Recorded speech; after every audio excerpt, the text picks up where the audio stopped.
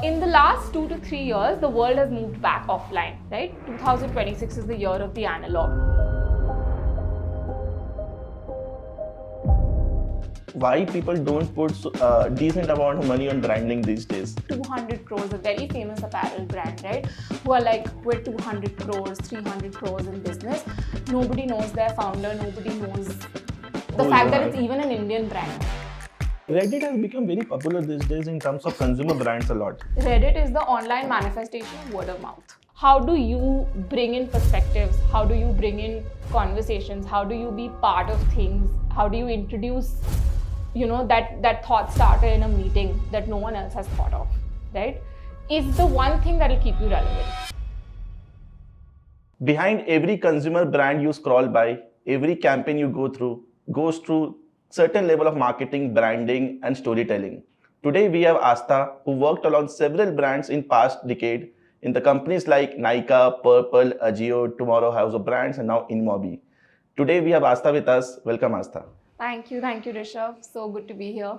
So before I get into more about consumer branding, all these aspects of marketing and everything, since you worked in such larger brands, I want to know about you. Like, where do you come from? What was your journey? How did you ended up being in a recent company? All those things.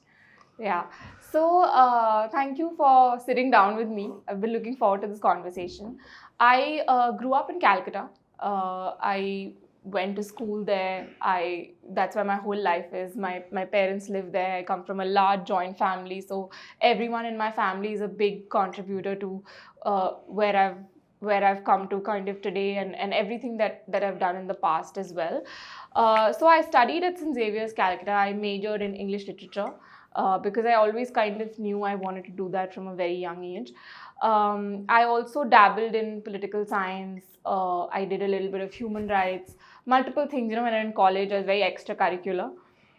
So I did a bunch of those things. Uske baad I went to Bombay. I did my postgrad in XIC, which is Xavier Institute of Communications. I studied marketing. I studied a bit of brand strategy. And I started my career there. I got placed from campus at Leo Burnett, which was a big deal for me to be placed at such a premier advertising agency. So I spent the first 2 to 3 years in advertising. I moved from mainline, uske baad digital, and then all of that. But I always knew that I wanted to be on the brand side of things, because I used to see my brand counterparts and I used to see that is where all the action is. They are the ones who make the decisions. So I always wanted to be on that side of the table. So I started to figure out how I can get to that. And that's what led me to my first kind of D2C marketing role at Plum, and the others just kind of followed. Interesting. So obviously, 2-3 interesting aspects common. Like, I am also from West Bengal. Yes. I also come from joint family. Yes. Like, West Bengal, I see is known for more of the joint families, which you will see across India. Yes. So which is very interesting aspect of it. But coming to the D2C side, when you started your journey, like, you have seen that D2C was booming that time and the consumer space was booming that time. Yeah. But now in 2026, it had some kind of a shifts and some kind of winter also came for D2C. Where do you see that 2026 is leading towards for the D2C brands? Because now AI commerce have came into the picture. Right. So, Rishav, a bunch of interesting things have happened, right? And if we just take a step back and go to like 2019, right? It was the big boom, the big D2C boom had started to happen. And post that, everybody had a D2C playbook. You did A plus B plus C and you'd get D, right? There was a formula, there was a template, and all the big brands, every brand that's built today kind of did that, right? Now, in the last 2 to 3 years, a lot of things have shifted. First thing, where we kind of notice the shift is that there are a lot more brands, right? There are a lot more people being able to venture and start their own enterprises, being able to start and launch a brand. This is the best time in India to do anything of your own. And if you want to launch a brand and if you have like decent experience, you're going to be able to do it if you know how to take the right steps.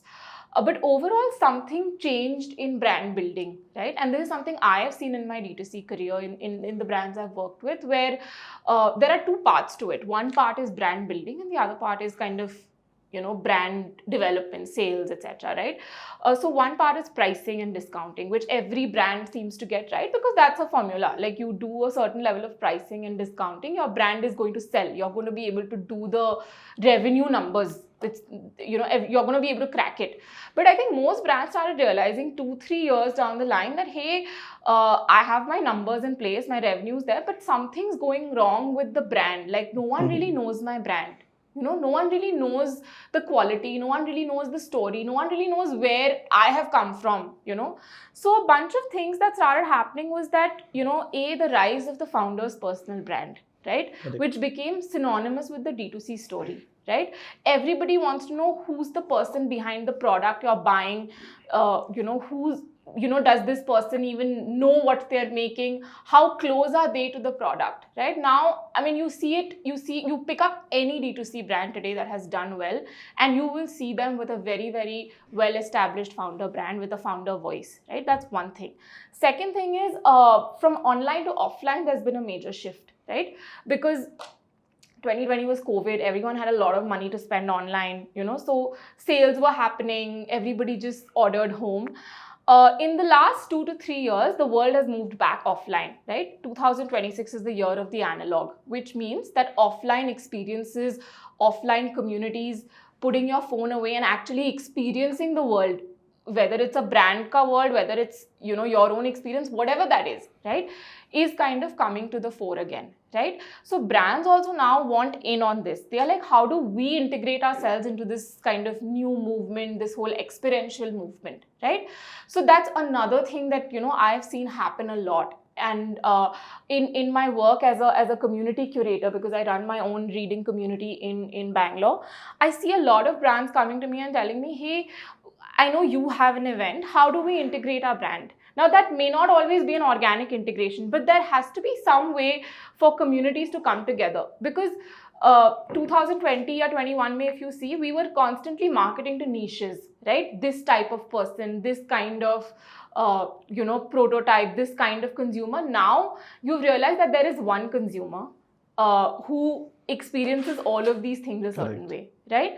And I think that is the important shift, right? So what happens, like, for example, today there in D2C, I see two things. Number one, some of the founders who have built, I met last week only, there was a men's jewelry founder who was doing 25 crores of revenue per year. I never heard about the founder anywhere. Correct. That's a lack of branding. Correct. Exactly, lack of branding.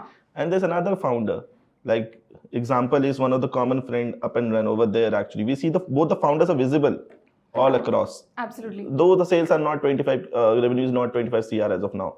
So what are the merits and demerits when we talk about branding as a whole in the D2C companies? Because D2C founders think that we need revenue first. Correct. We need sales, we need growth, then the branding and all keep happening. But people lose that moment of branding when they want to catch that market in the picture.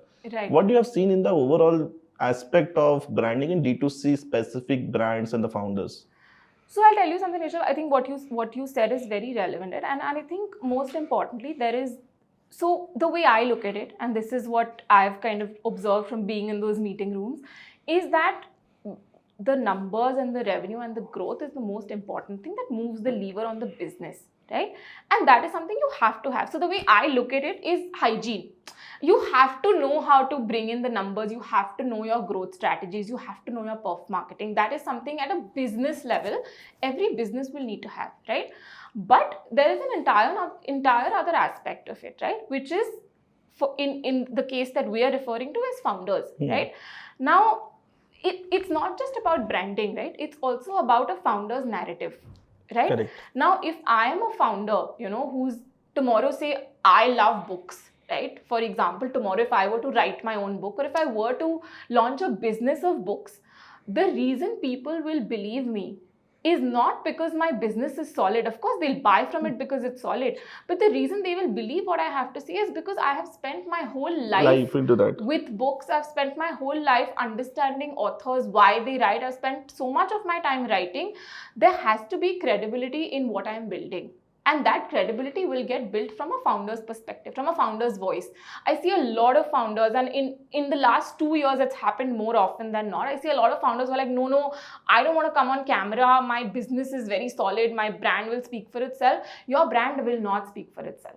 You will have to speak for your brand. But at a certain moment of time, what happens now, for example, I've seen so many creator-led brands also, due to their popularity, they launched a similar category of kind of a product, but they pick up at a very good rate from month 1 to month 3. But after a certain moment of time, that effect stops at times. So how to counter that and how to see that this doesn't happen for a longer run for someone who has built a personal brand, correct, launched a category, and after certain, say suppose year later, it is dropping. How to avoid that? What are things that they need to keep in mind? Because that's a very good momentum which is coming now in certain cases. So see, in my opinion, it has to be a mix, right? And it will sometimes be 50-50, it will sometimes be 70-30, it will sometimes be 60-40, right? But you have to have a solid product. There is there is no going back from it. Your product has to speak for itself, right? From a consumer point of view, once the consumer tries the product, they have to feel that this was money well spent. And it don't matter that who is behind it. Yeah, but that's what I'm trying to tell you, that it does matter to people who's the person behind it. But at a moment of time, it might happen that when the product starts saying that people will not buy just because this person is saying. No, of course. So they will not just buy it because, say, Rishav is marketing something, right? But if your product is solid, which I'm saying 90% of the case it will be, right? Because otherwise consumers will see through it, because today the consumer is more intelligent than everybody put together in the room, right? So they will be able to see through a bad product and a good product. That much intelligence you have to attribute to everybody who's buying from you, right? Who's spending time, money on your website, in your store, giving you money and buying a product. That's one. Second is, you have to balance that with your voice as a founder, with your voice as a creator. Whether you're a creator, whether you're a founder, a lot of that will come from your domain knowledge, right? So if I'm talking about books, I have to make my content about the product I'm selling, right? But it also has to take a step back. It has to take a step back into why this product needs to exist in people's lives, right? So you'll always have to tread that fine line as a creator / founder and as a business owner. You'll need to know what your brand needs at that time and what you need to kind of highlight, right? It can't just be product. It can't just be founder's voice, because everybody will be like, hey, he's talking a lot, but where is his product, right? Understood. So interesting facts. But what aspects of branding is important for a consumer brand to set up a very organic channel for them? Because people keep running performance marketing, keep running ads, which I see, like people put burning money over there. But why people don't put decent amount of money on branding these days? Nowadays, I see less people putting money on branding, new age brands. Older brands are doing that. Like companies like Nykaa, Safari, all these companies keep doing branding, all those things. But why do companies, founders are not putting budgets on branding these days a lot? So I think, again, Rishav, I think it comes down to the fact that everybody feels like the revenue numbers will do the talking, and that is the most important thing. So I think there is a lot of mindset that goes into, you know, that the business has to be solid on paper. It has to just be revenue driven, right?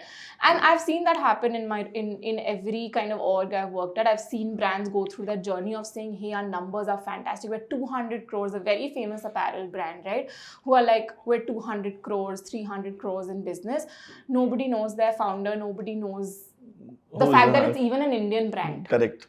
Which is pretty sad if you look at it. It becomes very sad that I'm not knowing the founder. Yeah, and now you'll see a lot of founder content from them. You'll see a lot of great India-specific content from them, because they've realized every brand comes to that shift organically. They realize that, hey, I have the numbers, but the numbers aren't going to get me somewhere else, because today, for every legacy brand, you'll have, for every Nike, there'll be a Gully Labs. Correct. Right?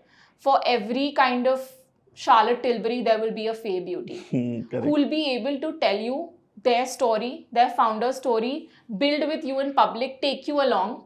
And that is what, I think that is it's an untapped opportunity that a lot of brands don't realize. I mean, I honestly don't know if brands don't realize, because I spend a lot of time on LinkedIn where I see that a lot of people, founders, brands are realizing that they have to build the brand alongside the revenue. It can't be that 3 years up revenue karo 500 crores and then 3 years ke baad you're like, okay, I haven't built a brand, which is what happens, right? Founders are like, oh my God, where's my brand? Correct. Nobody knows my brand. Everybody knows I've bought this from a marketplace, but nobody knows who this brand is. And I think the longer you go, the harder that journey becomes. It becomes harder to bridge that gap. This used to happen with me. Two brands which I used to purchase a lot from Myntra was Roadster and Highlander. Yes. These and two, you didn't know who these brands never, but their sales are always amazing. Their products which comes in the top only. Yeah. But I also personally never searched about them until I became very curious that who are the people behind this. Right. And these two brands are being sold from past decade on this particular marketplaces. Yeah, so like you said, right, there are so many brands online. I mean, and kudos to the entire marketplace ecosystem, right, which actually brought in these brands that nobody knew of, right? For beauty, that happened with Nykaa. It kind of put these younger, newer brands in the spotlight. It gave people a platform. Gave younger brands a platform, right? Same happened with AJIO, Myntra, Flipkart, right? But all of these brands realized that for their own platform, for their own organic channel, your largest channel is your own website, your own Instagram, your own channel, right? Nobody was spending any time on their own channel. Today, in fact, I see it's a slow shift, but it's happening where people are like, hey, I need to spend time on my own channel. Earned media is great, paid media is great. You'll always be able to do it. If you have the numbers, Correct. You're going to be able to pump money into an influencer or a big creator or Meta, Google and say, hey, here's my ad and whatever, True. buy, shop from me. For any new consumer brand, say suppose running from past 2 years, doing say suppose 1-2 crores kind of a revenue, what are the important aspects of branding? Because they cannot do everything. Correct. Important aspects a founder need to keep in mind कि ये मुझे करना ही चाहिए क्योंकि कल को they cannot depend upon only meta ads. Right. They cannot depend upon influencers. Right. They cannot depend on any other जहाँ पर money push ना करे and वहाँ से sale ना आए. They need to create that organic channel, organic push, organic love for the product. For the product. Correct. What are the important aspects, basic one they need to start with? So I think, Rishav, to start with, I would say that, one of the key things that every brand, in whatever capacity, if you have 5,000 rupees to spend, do that.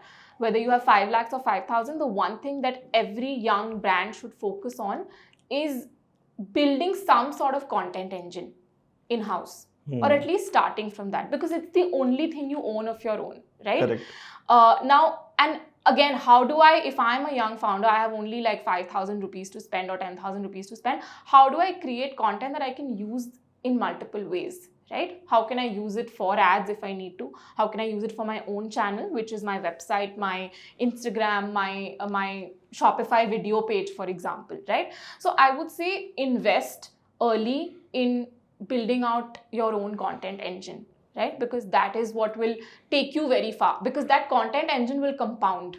Today you will start with making one flat lay, making one video. Tomorrow it will be 10, then 100, but it will be your voice and it will be your tone, look, feel, the way your vision for the brand wants to kind of. And try to keep it raw, I think. Like people have started liking the content. Absolutely. You just keep a phone in front of it and then you can post it. I mean, it's never been easier to create content, to make, to actually just put yourself out there. Correct. Right? And everybody thinks, oh, I don't have like 25,000, I don't have 30,000.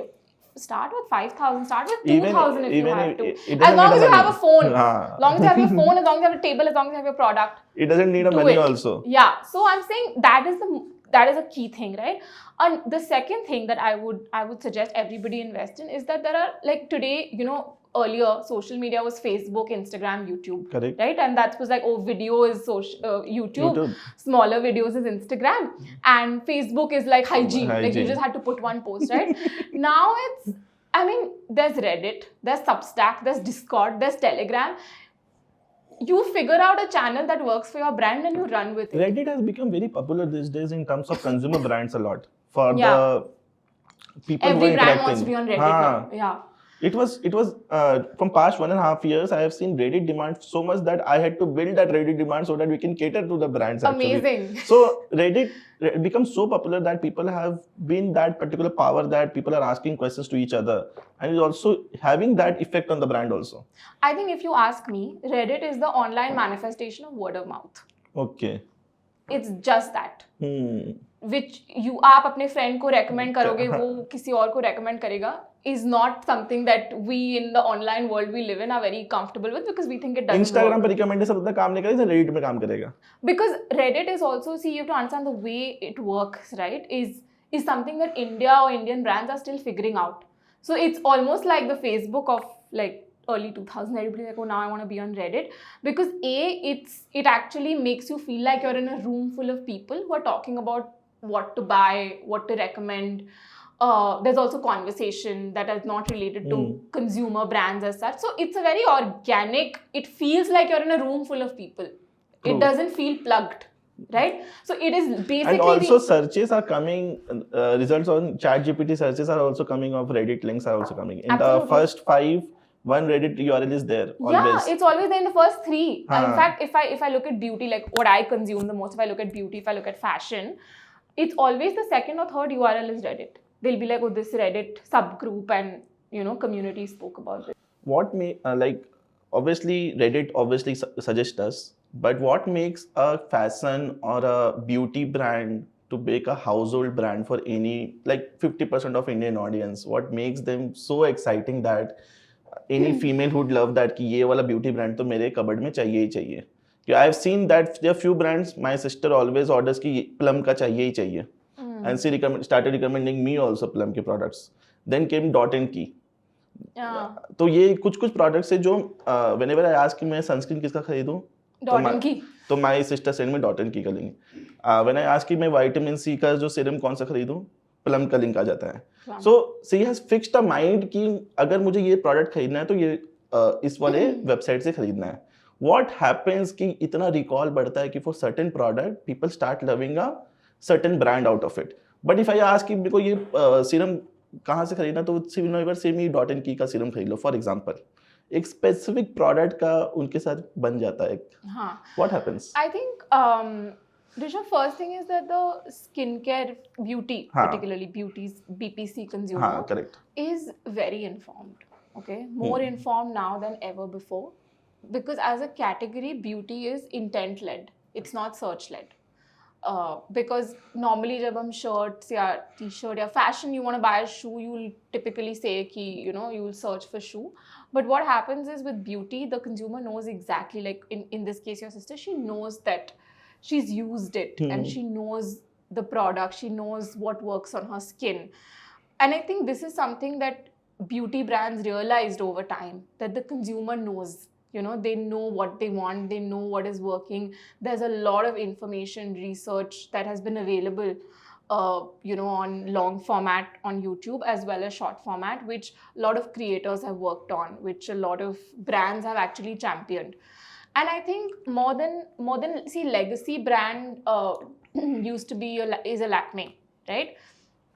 But today, if you look at a shelf, right, it'll have a Dot & Key, it'll have a Faye, it'll have newer brands, right, that are coming up, that are kind of innovating with format and formulation.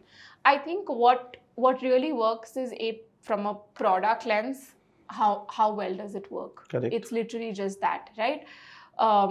It is a mix again, because when you're talking to a modern woman, or when you're talking to a woman of today, it's a lot of things. It's how well your product works, how good your formulation is, how solid it tests out against different skin types. Because in India, something that you have to consider is the different skin types and skin tones, right? There is no one size fits all. Correct. For anything, but particularly when you're building for beauty, when you're building for fashion, you know, anything in the BPC space, you'll have to take that into consideration. So I think the consumer sees all of this. It sees product, formulation, how well it works on me, and also how appealing is it, how well does the brand talk to me, right? All of this put together is what it kind of comes down to. Interesting. But nowadays, also there are so many Indian brands. They have started competing with Korean, Chinese brands now. Like they see the type of content, AI commerce, all these things are happening. Obviously, still we are still a bit of far behind. But what will make us that exciting that more and more consumer brands out from India become a global brand. Like people start using in the Asian countries also, not in for the European or the American countries. Yeah. Like somewhere in the neighboring countries, what will stand out for us? I think something very interesting is happening, which is that all Indian brands today, you take any category, you take fashion, you take beauty, you take footwear, whatever you take, right? I think Indian brands are building with global sensibilities, right? Because for so long, we've always had to order stuff from cousins living abroad, or we've had to ask ki, ये US का अच्छा है, ये Europe का अच्छा है. So we've always been that way, right? Like even for me, if I speak for myself, right? I have actually almost always, whenever I have friends or family visiting the US, I've been like, hey, get me a Glossier, get me a Merit, get me mostly beauty, because fashion, though you usually get everything here, the global brands are available. But today, like I think in the last 1 or 2 years, I've not asked for anything. Like I almost don't buy it anymore, because I keep thinking about a Faye. I keep looking at like a Lani, which is a very new brand. Okay, I never heard about this. Yeah, so they basically do sticks, like roll-on sticks, right, with no white cast. I look at an Anti-Norm, right, which is a brand that's making multiple, like basically removing multiple steps from your skincare routine for people on the go, for someone like me who doesn't have a lot of time in the morning to do my skincare, right? I enjoy doing it, but I always don't have 5 steps, right, that I can What's their product? So they essentially do products that are, multi-purpose, like single-use products, but like multi-purpose. So a lot of these brands, right, like new age brands, like I was telling you, they innovate with the format. Like Lani is an underarm roll-on. Anti-Norm is actually doing multiple products in one. So instead of doing 5 steps, you do one routine. So I think these brands, they are understanding and they are tapping into a very, very specific need, right, that the consumer has. And the beauty consumer, आप किसी को भी पूछ लो, is a unique consumer. Correct. Like you will not be able to, crack it very easily or know this person really easily. But it's important to understand what they care about and then build a product for that. Build accordingly. BPC, right? Selling BPC products these days, launching a product in 2026 and selling for, which is you are applying on your skin, hair, or anything like that, it's very difficult to sell. The trust factor has become very. So do you agree to this? Do you agree to this that it has become very difficult as compared to before? See, it's become difficult because people are more informed. So everybody is going to read your fine print. Correct. That is why it's difficult. So brand founders, conglomerates, whoever's building will need to pay more attention to the fact that this consumer will really read your label. Unlike before where I could tell you ki Rishav, niacinamide is good for you, no matter what your skin type. Today, this person's not going to believe me. I don't know if you saw, but Tira recently announced Ahan Pandey as one of their skincare ambassadors. I mean, if 3 years ago, unthinkable. Even today, you go to a room full of people and they're like, oh my God, what do men have to do with skincare? But today it's not like that. It's one consumer. Now. My brother who's maybe like 23, he's 23, almost 24 now, is more informed about skincare than I am. He knows all his acids, everything about his skin type. And he's the one who actually tells me that, hey, this is something that's good for me, or do you think I should use this? Because today, we share under eye patches together. That's just how it is, but 3 years ago it was unthinkable. So today it's easier in the sense that there is a market and there is a world that enables all of this.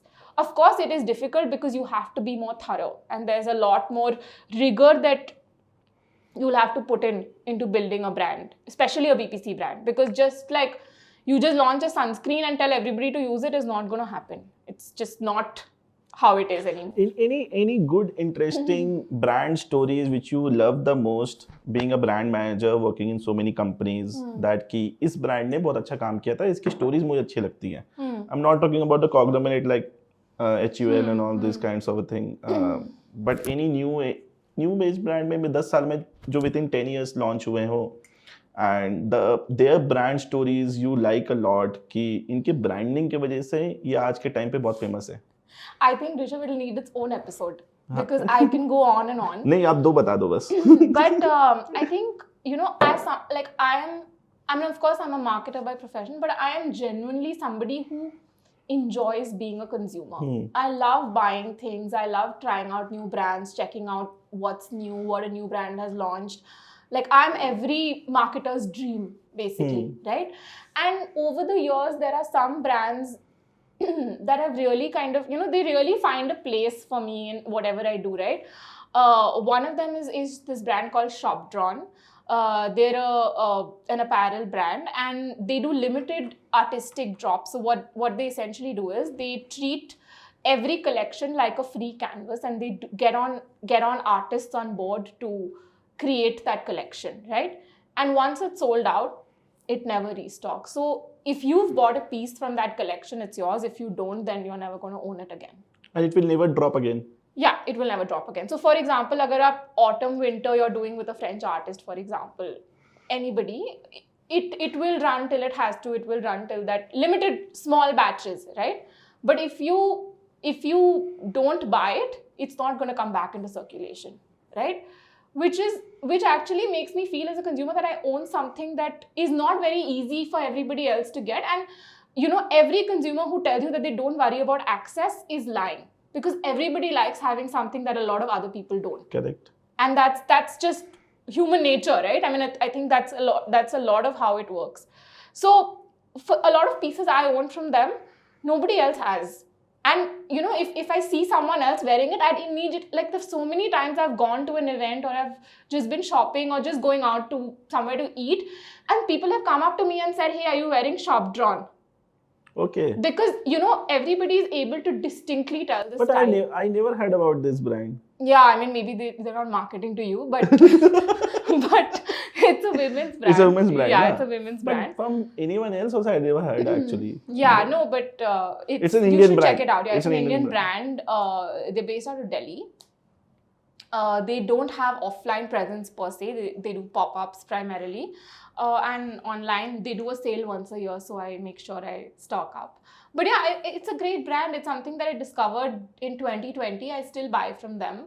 And it is a premium price point. Like, I have to save up to buy it, you know. But I don't mind 20,000 plus kind of a thing. No. It's not 20,000 plus. I think it would start with, say, a 4,999 or 5,999. Oh, I have seen few websites which are not that not famous according to me, but they are famous. Correct. Because they do limited designs, all those things. Price start from 20,000 plus kind of a thing. I say कि कौन खरीद रहा है इसको? Yeah. But and वो design देख के मुझे लगता है ये design कोई क्यों खरीद रहा है? मतलब, yeah. Again, you know, like I said, it's a type of taste actually. Yeah, you know, and it's very interesting that you say taste, because I get so many questions, and I talk so much about taste now, because you know, in an AI world, in an agentic world, we keep thinking about what is it that AI can't replicate or AI can't do, and you know, that's where taste comes in. You know, I think it cannot curate. And that particular kind of a brand, actually, they are not even targeting to 100%, only 1%. Yeah. Because वो taste below 1% के नीचे का ही लोगों का है. And they don't want to do कि I want to do 100 crores kind of a revenue, but they are more focused about कि even if I sell 1,000 units a year, that should be so limited that people will talk about me and people also will repeat, right? Repeat and the same customers only purchase from them. I have 10 pieces from them now. I'm sure I'll have 20 at some point. Correct. Or if not 20, and 15. all these brands have a repeat percentage much more higher than any category of brands, because they have 50-60% kind of repeat they have. I have seen personally. There are few brands I have known from my sister also that I never heard, and she purchases from there only every time. No, in fact, like you said, right? Like even when I'm sitting with my friends, or if I'm sitting with my colleagues or in a meeting room, I'd be like, hey, you know, this brand does, and they'd be like, oh, we've never heard of it, you know? Correct. So I also have been that person who keeps introducing people to newer brands and newer things. And I enjoy that. I enjoy being that person I've always been that person in my family.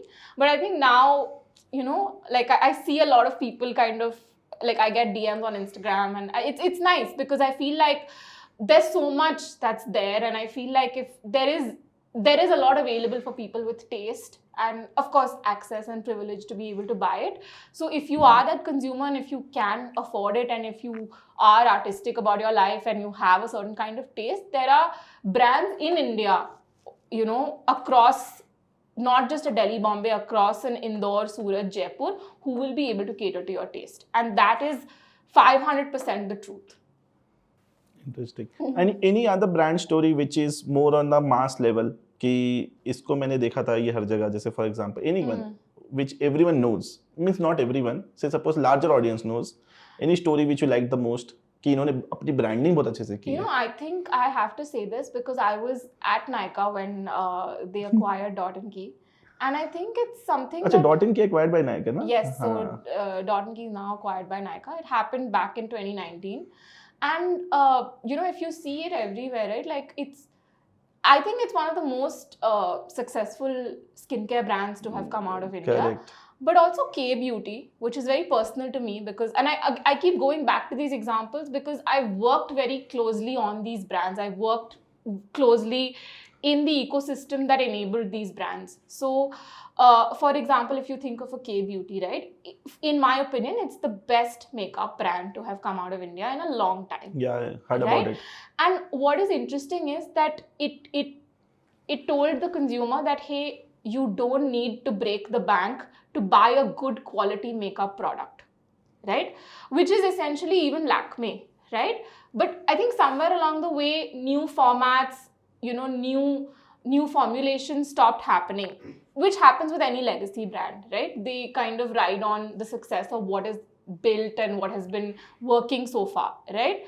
Today, I mean, if you look at a K-beauty and if you want to like own it, buy it, like you don't need anything else. Like your entire, like a young woman can completely build her entire makeup kit with just K-beauty. Correct. And I think that is a very interesting story because again, it brings me back to the entire founder voice and how closely the founder or the face behind the brand matters. I mean, K-beauty has Katrina Kaif. And one more thing happened, which I used to see, that Maybelline products were so much in the shelves of so many females and humans out there in household, which is substantially reduced these days due to new Indian brands coming into the picture. Absolutely. Which happened over the years. Yeah, because I'm telling you, I used to save money to buy from a Merit or a Glossier or a Milk Makeup. These are all very well-known Western brands outside. Correct. And I used to buy them all the time and I used to pay like the markup, whatever it used to be, because I was very happy to, have those products.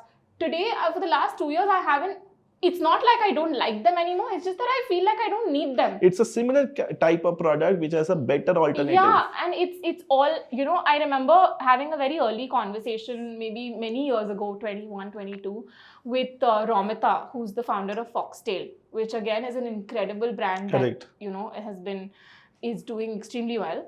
And she had kind of mentioned to me in that conversation that, she used to live in the US and she used to see that a lot of drugstore products, which were over the counter aap khareedte ho, used to be available for an $8, $9, $7, right? Like, which is sunscreen, anything. But that alternative wasn't there in India. We just had Lakme, Maybelline, Lotus, all of that. Today, I mean, if you see the numbers at which the CAGR and the BPC segment is growing, right? You don't need to go anywhere else. Everything is here. You go to any city, go to any town, go to any restaurant, you'll find a BPC founder. Correct. Apart from the brand part, the marketing part, the love for the consumer space, what do you like doing the most? I really, really enjoy reading. I think it's what gives me most joy. I don't get to do it as often as, I don't get to do as much of it as I'd like. But I think over the last 2 years, I've had, I've kind of wanted to really think about what I enjoy doing and what I like doing. And I love reading. Of course, that's what helped me build my community with Happy Story Nook. But I really enjoy bringing people together. Everybody always said... So what people does over there, like when they come, they read books or yes, how it so happens? Essentially how it started was that I was new to Bangalore and I was extremely lonely. I did not have any friends here. I didn't know how to. I had left behind my entire life, like an adult life in Bombay. And I met my friend Sarah, who's incredible. She's the founder of Copper and Cloves, which is I heard about this in Bangalore. Yeah, and Sarah and I had attended a reading circle at her cafe, and we've been friends since then. She's one of my closest friends here, and what I realized was that everybody wanted to come together over a shared joy, right? And I felt that my purpose sort of felt like bringing people together over reading, right? So I started hosting the Copper and Close reading circle. That's how it all started. And Sarah and I used to co-host it together, and it used to be a lot of fun. And we essentially just wanted to take the pressure off reading. And I wanted to tell people that, hey, you can come and read whatever you like. I think there is a lot of intellectual conversation about who can read what, whether reading on a Kindle counts, whether reading an article counts. I mean, reading is reading. Okay. Reading for joy and reading for leisure is real. And I think maybe, that is something that really came to the fore, that people like to read. They don't want it to be another task. So the way the experience is curated is that you come in and you kind of read whatever you're reading, whether it's a book, whether it's a newspaper, whether it's a magazine. You bring your own reading material. And I do it at venues across Bangalore now. I also host the Copper and Close one. So there are multiple ones where you come in and you read whatever you like. And they read out to everyone? No, you read in silence. Okay. You read on your own. Then after that? So after that, we essentially do a little sharing circle. Okay. And the sharing circle is where everybody shares what they felt about the experience or how they felt about the book that they're reading. And they bring their own books. They bring their own books. And Rishav, for me, reading is my most sacred ritual, and I take it very seriously. So I always make my beverage, I'll have a nice snack, and it's always the case. And I wanted to recreate that experience for everyone who came to my reading circle. So every reading circle, I do a curated menu with the venue partner, with the chef's team, and with everybody else, because I want you to feel like this is an experience to enjoy. You can read anywhere else, but how much duration the person need to read, and then the reading circle, the reading time is 90 minutes. Okay. And post that we do a sharing circle, and every single time, I kid you not, they've told me that it's ended too soon. Okay, so did anyone left in between this 90 minutes? Never ever. Never ever. I've had about 21 circles now. Okay. I've been doing this since 2022. Nobody's ever left. And almost every time everybody's like, hey, is that it? Can we read for longer? Because so they all love reading, or like they just started? So it depends, right? You could be somebody, typically it has to be someone who enjoys reading. Exactly. That's one. Not like a person like me then. It's also someone, if you don't enjoy it now, but you want to pick up a book or you want to pick up an article, but you don't have the time. A busy founder, entrepreneur like you does not have the time. You will always have something else to do. So you will need to set time aside to do this if you want to do it. I need to shut down my phone, then only it can happen. You can come and try. No, this is an invitation to my next reading circle. I only read one book in my entire life, Bhagavad Gita, and apart from it, I have not read any book. Intense. And I read that's the ultimate book to read. You can't be like, I just read one book and say, I read the Bhagavad Gita. It took me 1 year to complete that book. Yeah. Because I didn't want to skip that Sanskrit slok also. So I used to read. The meaning, It took so much time to read that Sanskrit slok. Then obviously the meaning of it is written below. But again, I started reading now. Again, I read 15% of it. I want to read it my goal is to read 3 times. Correct. Until you start knowing that in which sentence something was written. So that's the only book. Only book I have read. That's a big I one. purchased that book in 2023. And 23 entirely I read the entire book. Sorry, it was 24. It was 24. Yeah, then after that it happened. So only that book I have read. Apart from that, in college also I studied from CBSE. We used to have one book to read. That also I didn't read. So that's okay. So I think that's the thing, right? Like you can read whatever you like. In fact, I actually have had people who've come to the reading circle and they're like, you know what, I'm doing some research work and I needed to read some. That can also happen. Anything can happen. So I'm saying it's not, I think reading, of course, reading books is... Like PhD scholars also might. Everyone comes. If you're doing research and you want to really read, right? Which you're not able to do in an office. In an office, it's okay for you to scroll your phone, but there are people who have an issue with you opening a book for like 5 minutes. And I've seen that. I mean, I've seen people okay with being scrolling on your phones, but the minute you bring in a book to office, it's like, oh, there's not enough work. It's a cultural shift, right? In Japan and Netherlands, everybody's introducing reading time within a work day because A, it improves focus, B, it brings down your cortisol. Like scientifically, it's proven to bring down your cortisol when you engage with the written word for a certain amount of time. Obviously, if you like it. And see, it also gives you a moment of break, which is screen free. But I mean, I don't know if that's going to happen here because I have felt that, I've seen that happen with myself, where everybody's like, oh, why do you get books to office? So, that it's a thing, but we're all here to kind of challenge that and change things in a little way we can. And there are some amazing workplaces. I mean, at InMobi, we have a great library. People keep taking books from there. And I think it was always kind of my dream to work in an office that has a library. So now it just came true. Yeah, now it's come true. Interesting. So one thing which you see that in 2026, any new marketer needs to keep in mind, because nowadays people think that marketing is just like creating some content, running ads, creating some hooks by seeing from here and there. But new age marketers, and also the problem is the blockage of mind the new age marketers have because of Claude and ChatGPT. Because the creativity thinking and that particular thing has been stopped now. The people who have been doing from past 7-8 years, they are used to it. If they are using Claude, they will still put their brains in it. Absolutely. That what do you need to do after you get an answer to it. But nowadays people are just putting on it, they're copy pasting and exactly. What is one thing which always keeps someone very unique when it comes to branding and marketing, which obviously AI cannot take from them ever? Because we talk about that developers are there, we are content writers, these all jobs, some of the jobs are being replaced, but there will be always some skills of you which will never replace you from any kind of thing. So I'll answer this in 3 parts. I think the first thing, Rishav, is that every marketer, every new age marketer will have to be a tastemaker, right? And who is a tastemaker? A tastemaker is somebody who, of course, literally has taste, good taste in everything, cutting across categories. I'm not talking about a product category right now.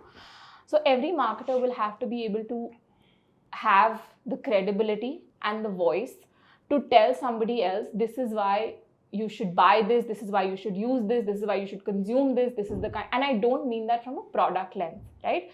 I mean that also from what kind of content should you consume, what kind of essays should you read, what kind of content should you watch, what kind of cultural trends should you know about, right? So every new age marketer will have to be a tastemaker. There is no two ways about it, right? The second thing that you mentioned, right, is that everything is prompt led. Correct. Everything, right? You put it on Claude, Claude will give you everything. Like, you will not think as far as Claude has thought. And that is the reality we all live with, right? But I think creativity is a muscle, like everything else. It needs to be exercised. You need to use it. And I don't really mean that at work, right? In the way you live your life, I think if you are able to be creative, if you're able to continue to be curious, right? If you're able to continue to tap into your interests and your hobbies and everything you do outside of your day job, you will be able to think. And you will be able to, of course, you can still prompt Claude and say, whatever I do in 5 hours, please like format this deck for me in like 5 minutes.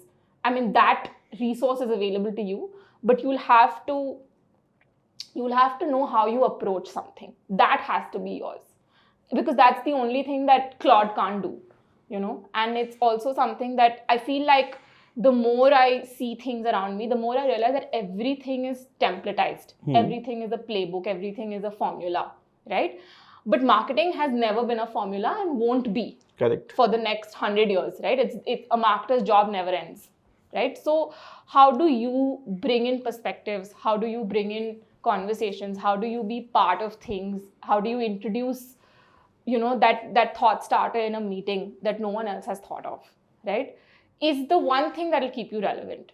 There will be resources, tools at your disposal to be able to make things easier, to be able to nudge you, prompt you, format things, put it better. But, your perspective is something that you cannot outsource. True. One last thing before we start wrapping up, that will happen in upcoming years, 26 to 2030. That will change. That might change. Will, though we can't say. That might change the way we do marketing, the way we do branding, the way we see products these days. Like, what would change? Like, because like there's a product called Glance where people see themselves. That is came. I also use it at times. I also use it a lot. So I've used that product. So like that is how the product experience got changed. But what more would change in this upcoming years in the perspective of marketing, how we see a product, how we visualize a product, anything related to that, because obviously that we are progressing. Correct. So two things I think, Rishav. I think first, like you said, like we touched upon this earlier also, agentic commerce, right? Today, of course, there is Glance, which is, has moved to become a shopping agent, curates, looks, all of that. But other than that, there will also be there'll be more agents developed. How can they help you develop taste, right? Because everybody will want to stand out. I mean, that's been the case in the last 10 years. It'll be the case for the next 100 years. Everybody will want to stand out, do something new, do something different. So what I think we'll have to kind of, and I don't have the answer, but what is really the role of agentic commerce? Because it has a very powerful role, right? In the way apps are built. There'll be a lot more intuitive thinking from an agentic commerce perspective. It'll completely take away, I mean, what is Glance doing, right? It's completely taking away the cognitive load of shopping. A First Club, when it curates, completely takes away the cognitive load of you having to understand what gourmet grocery should I try next, right? True. So, because everyone realizes that everyone has too much going on in their heads. So, how do you take away cognitive load is something that apps, or from a tech angle, I think things will be built with that nuance.